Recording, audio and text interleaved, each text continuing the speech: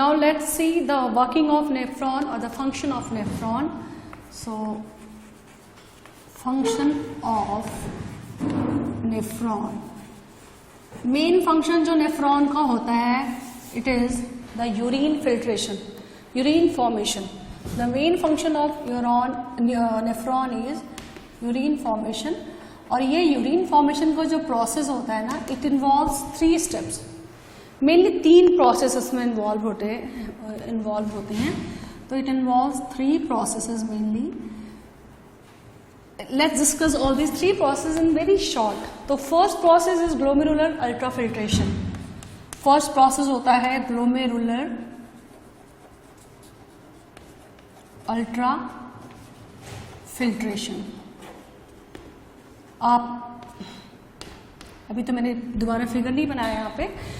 तो ग्लोमेरुलस क्या होता है? It is fine network of capillaries. वहां मैंने इसके पहले लेक्चर में डिस्कस कर दिया, एक्सप्लेन कर लिया. तो क्या होता है? Through these fine network of capillaries, the body fluids and the solutes from the blood, they are filtered inside the Bowman capsule, right? तो glomerular filtration में क्या होगा? Filtration of body fluid and solutes from blood takes place, and all the substances these are filtered out. इसमें जितने भी substances होते हैं, like salt होता है, शुगर होता है, वाटर होता है, they are filtered out except the large proteins. जो लार्ज मॉलिक्यूल्स होते हैं प्रोटीन के, they can not filtered out through the capillaries. And besides those large protein molecules, all the other substances they are filtered out into the Bowman's capsule. तो glomerular ultrafiltration में क्या होता है? Filtration of body fluids and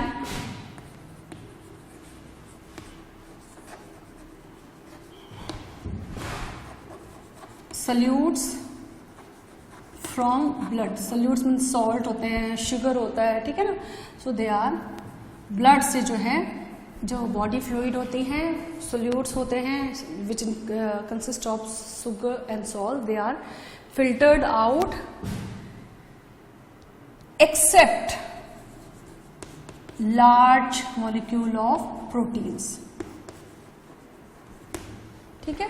तो इसको क्या बोलते हैं? These substances which are filtered out through the capillaries to the Bowman's capsule, they are known as the glomerular filtrate, and they are known as glomerular filtrate. और क्या बोलते हैं? मैंने पहले भी बताया है, initial filtrate.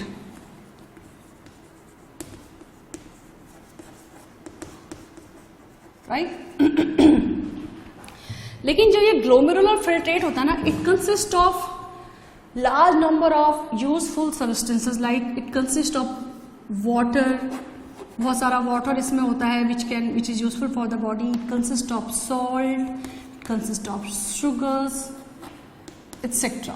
So many useful substances are present in this glomerular substrate. ठीक है. प्लाज्मा फ्लूइड्स भी इसमें होता है. ठीक है. इसके बाद नेक्स्ट स्टेप क्या होता है? नेक्स्ट स्टेप होता है ट्यूबुलर रीअब्जॉर्प्शन. जैसे मैंने बताया, इसमें बहुत सारे यूजफुल सब्सटेंसेज हैं, तो those useful substances has to be reabsorbed. So next step is tubular reabsorption. Tubular reabsorption, it occurs in renal tubules, PCT and loop of Henle. ठीक है. तो कहाँ पे होगा? It occurs in renal, different parts of renal tubule in varied proportion. अलग अलग proportion में ये reabsorption होगा. और reabsorption किन किन चीजों का होगा? reabsorption इन्हीं यूजफुल सब्सटेंसेस का होगा. These are the useful substances which glomerular filtrate है. ठीक है. तो इनका रीअब्जॉर्प्शन हो जाएगा कहाँ पे? Tubular reabsorption in different parts of the renal tubule. Third, अब क्या होता है? यूरिन जब फॉर्म होता है ना, तो उसके अलावा यूरिन का जैसे कलर आपने देखा है, यूरिन में कुछ अलग से जो फिल्ट्रेट आ रहे हैं, जो ट्यूब्यूल से पास हो रहा है, एक सर्टेन पॉइंट पे the certain part of the nephron in the distal convoluted tubule DCT and the collecting duct, certain substances are added in the filtrate or to form the urine. ठीक है, तो इसको क्या बोलेंगे? Secretion, tubular secretion. Why it is known as tubular secretion? Because the DCT and collecting tubules, the collecting ducts, they are the part of the renal tubule. So tubular secretion. Next step, next and the last step is tubular secretion. क्या होगा? From DCT and collecting tubules. कहाँ पे होता है? It occurs in DCT, distal convoluted tubule and collecting ducts. यहाँ पे क्या होगा? Some substances are added to the filtrate and forms the urine. Some substances are added to filtrate which results in the formation of and form urine. क्या बनाया? Urine बन गया. और collecting duct से मैंने बताया था यूरिन कहाँ जा रहा है? यूरेटर में, फिर यूरिनरी ब्लैडर और फिर यूरेथ्रा के थ्रू बाहर चला जाएगा. सो this is the 3 processes which occurs during the urine formation. Now let's see chemical composition of urine. Chemical composition of urine. Urine में जो होता है it consists of around 95%, तो इसमें क्या होता है? वाटर होता है, and around 5% it consists of the solid wastes. ठीक है, ये solid waste this consist of organic compound and inorganic compound. Organic compound में यूरिया, क्रिएटिनिन हो गया, यूरिक एसिड हो गया. इनऑर्गेनिक कंपाउंड में consist of sodium chloride, potassium chloride and ammonia. तो this solid waste they consist of organic compounds and inorganic compounds.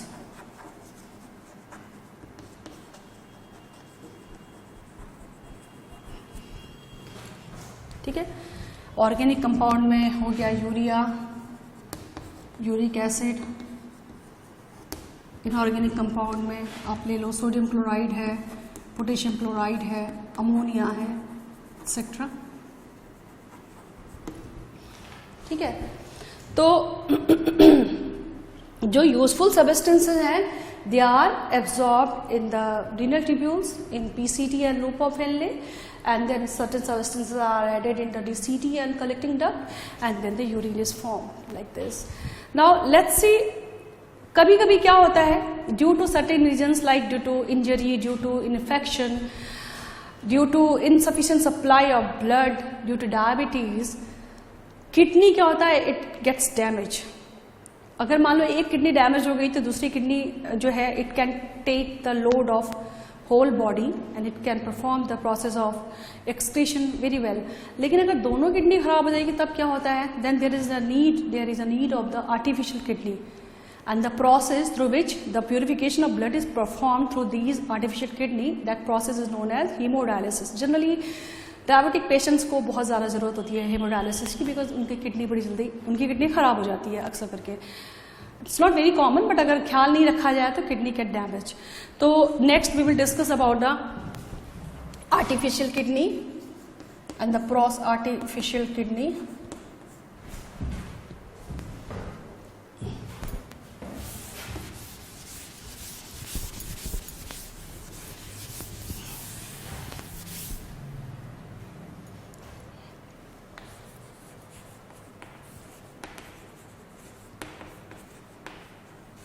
एक normal human body जो होती है उसमें पूरे 24 घंटे में, एक दिन में 180 litre of filtrate is produced, glomerular filtrate. मतलब आप समझ रहे हो, किडनी के थ्रू 180 लीटर जो है ग्लोमेरुलर फिल्ट्रेट पास होता है. आप सोचो कि 180 लीटर, हमारा वजन तो इतना कम होता है, तो 180 लीटर अगर ये हो जाए तो हमारा वेट तो बहुत ज़्यादा होना चाहिए. बेसिकली क्या होता है, वो जो बार बार ब्लड जो नेफ्रॉन्स के थ्रू पास होता है ना, उसको उसके अमाउंट को मेजर किया जाता है ठीक है, तो जो ग्लोमेरुलर फिल्ट्रेट जो बॉमन कैप्सूल से ग्लोमेरुलस से बॉमन कैप्सूल में आता है, उस फिल्ट्रेट को ग्लोमेरुलर फिल्ट्रेट कहते हैं। तो जितनी बार उसमें फिल्ट्रेशन आएगा, फिल्ट्रेट आएगा, अगर उसको हम मेजर करते हैं तो it is around 180 litre per day in a healthy glomerular filtrate in a healthy human. Glomerular filtrate is 180 litre per day. लेकिन यूरिन कितना आप डिस्चार्ज करते हैं, एक्सक्रीट आउट करते हैं एक दिन में, around it is around 1.5 litre per day. एक हेल्दी ह्यूमन का ये अमाउंट है, ठीक है। नाउ आर्टिफिशियल किडनी मैंने बताया, इसमें क्या होता है, selectively there are certain tubes which are made up of selectively permeable membrane, for example cellulose. They are through which the blood is passed, and these tubes, this network of tubes, they are embedded in a dialyzing solution. तो मैं just I am drawing this figure here. This is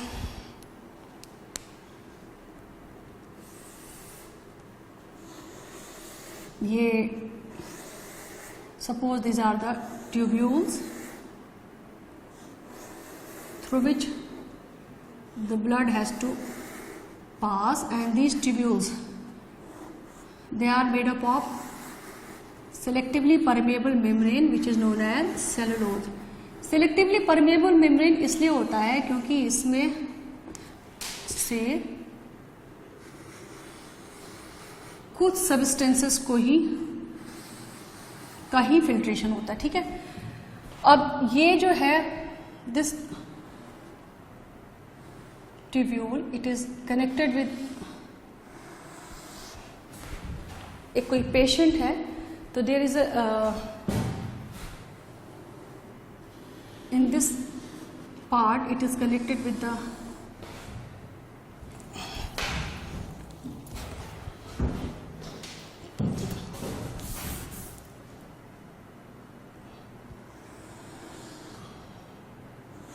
suppose कोई patient का हाथ है, यहाँ से ये blood purification के लिए ब्लड यहाँ से जाना, suppose this is this. Now it is capped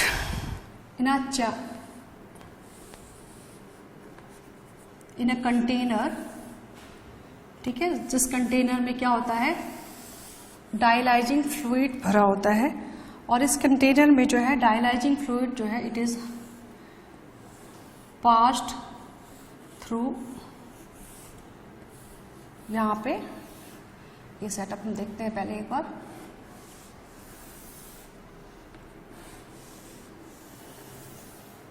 कुछ इस तरीके से ये सेटअप होता है।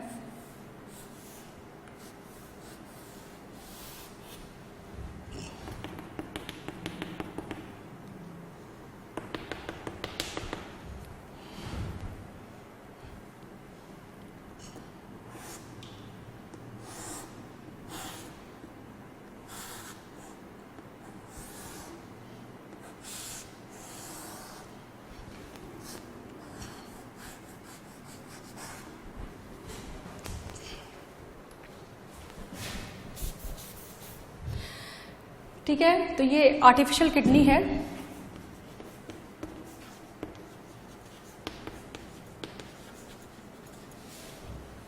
इसमें कई सारे जो हैं ट्यूब्यूल्स हैं which are made up of, these are the tubes made up of selectively permeable membrane tubes made up of selectively permeable membrane। For example cellulose का बना होता है, ठीक है। This is the vessel containing, इसमें क्या है, फ्रेश डायलाइजिंग फ्लूइड है, ठीक है।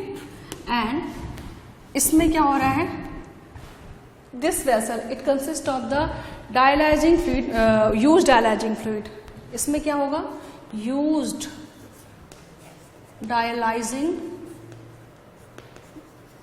फ्लूइड है, ठीक है। This vessel consist of used dialysing fluid, जिसमें कि यूरिया हो सकता है, यूरिया है, एक्सेस सॉल्ट है जो फिल्टर होकर के बाहर आया है। अब जो ये जो डायलाइजिंग फ्लूइड है ना, ये जो डायलाइजिंग फ्लूइड यहाँ पे प्रेजेंट है इस वेसल के अंदर, इसका osmotic pressure, the osmotic pressure of this dialyzing fluid will be equal to the osmotic pressure of the blood, ठीक है। osmotic pressure of dialyzing fluid will be equal to the osmotic pressure of blood। अब देखो क्या होता है, ये कोई patient का, मैंने पेशेंट नहीं बनाया है, ये उसका सपोज हाथ है, यहां से ब्लड जो है पास हो रहा है and it enters into these tubes, these tubes they are interconnected, these tubes they are interconnected, right, like this, these tubes they are interconnected, ठीक है। तो ब्लड यहां से पास हुआ हर चैम्बर से होते हुए, फाइनली ये ब्लड यहां से होते हुए फिर ये प्योर होकर के, ये ब्लड इम्प्योरिटी इसकी दूर हो जाएगी and it will finally again enter into the, it is sailed inside the body of the patient. तो होता क्या है, मैंने बताया ऑस्मोटिक प्रेशर, जो ब्लड इसमें से पास हो रहा है यहां से, इस ब्लड का ऑस्मोटिक प्रेशर जो है फ्लूइड के ऑस्मोटिक प्रेशर के बराबर होता है। डिफरेंस कहां होता है, इसमें जो है ब्लड में क्या होता है, नाइट्रोजनस वेस्ट प्रेजेंट है, एक्सेस सॉल्ट प्रेजेंट है, तो जो और ये जो डायलाइजिंग फ्लूइड है इनमें कोई भी नाइट्रोजनस वेस्ट प्रेजेंट नहीं है, तो ये क्या होगा, एक कंसंट्रेशन ग्रेडियंट फॉर्म होगा ना, यहाँ पे नाइट्रोजनस वेस्ट का ब्लड में कंसंट्रेशन ज्यादा है, यहाँ पे नाइट्रोजनस वेस्ट हेमोडायलाइजिंग फ्लूइड में है ही नहीं, तो क्या होगा, these nitrogenous waste they will be passed out, diffused out inside the inside this dialysing fluid, ठीक है। उसके बाद क्या होगा, ब्लड प्योर हो जाएगा, ब्लड, ठीक है ना, इम्प्योर ब्लड प्योर हो जाएगा, क्योंकि सारे नाइट्रोजनस वेस्ट कहाँ आ जा रहे हैं, यहाँ पे आ जा रहे हैं डायलाइजिंग फ्लूइड में। और वो जो डायलाइजिंग फ्लूइड है, जो यूज्ड डायलाइजिंग फ्लूइड है, फिर दूसरे पाइप के through it is taken out from the chamber और फ्रेश डायलाइजिंग फ्लूइड बार बार ऐड किया जा रहा है। इस तरीके से ब्लड प्यूरिफाई होगा और ब्लड प्यूरिफाई होकर के वापस it is send to the patient's body. तो इस तरीके से ब्लड का प्यूरिफिकेशन होता है, नाइट्रोजनस वेस्ट इस तरीके से पेशेंट की बॉडी में से दूर किया जाता है। The patient who is suffering from the kidney failure और kidney damage, right. So this is all about the artificial kidney और the dialysing fluid. This is the line, you can label this is line from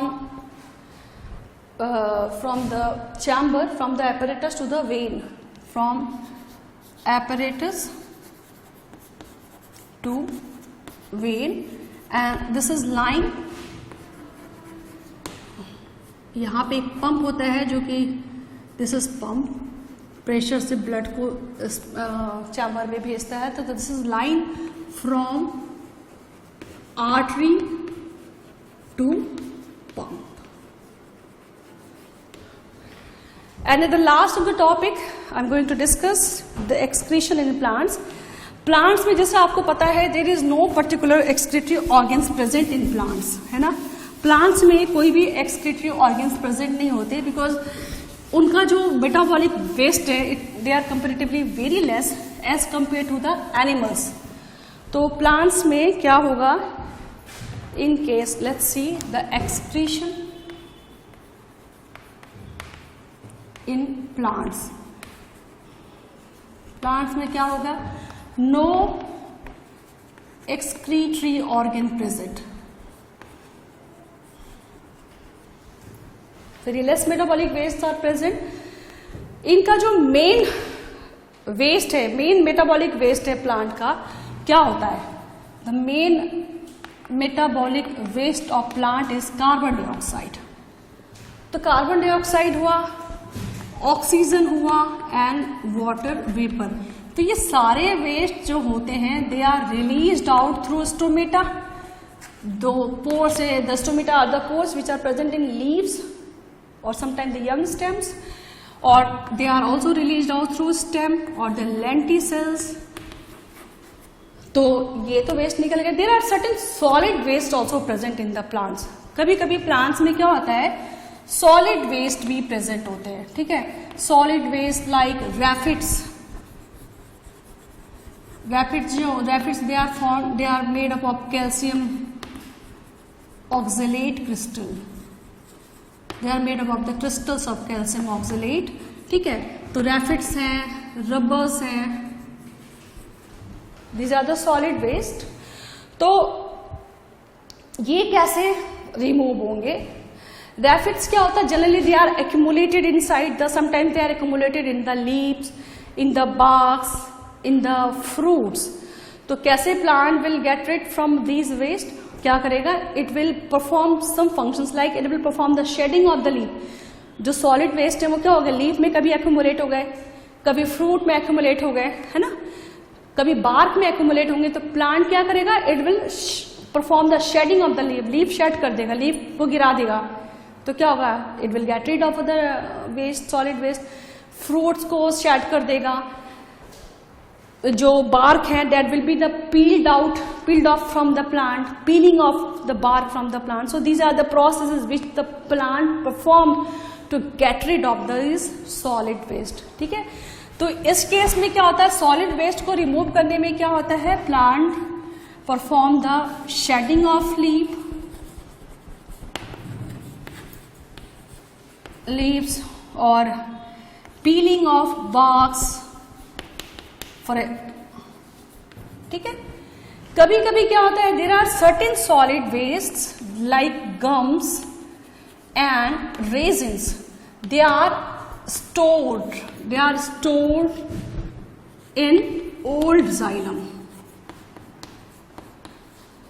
ठीक है।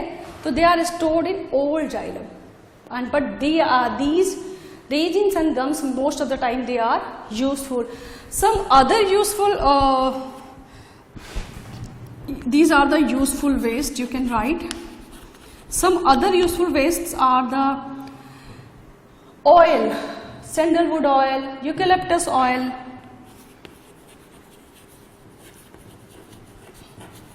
and eucalyptus oil, which are useful for the common human being, ठीक है। सो plants होता है, it get rids of its waste through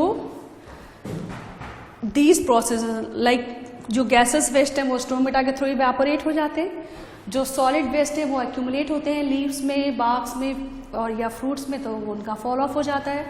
और इस तरीके से कभी कभी क्या होता है, प्लांट्स होता है ना, सॉइल में अपने चारों ओर it sets off some certain excretory products which are not of very much use for the human beings.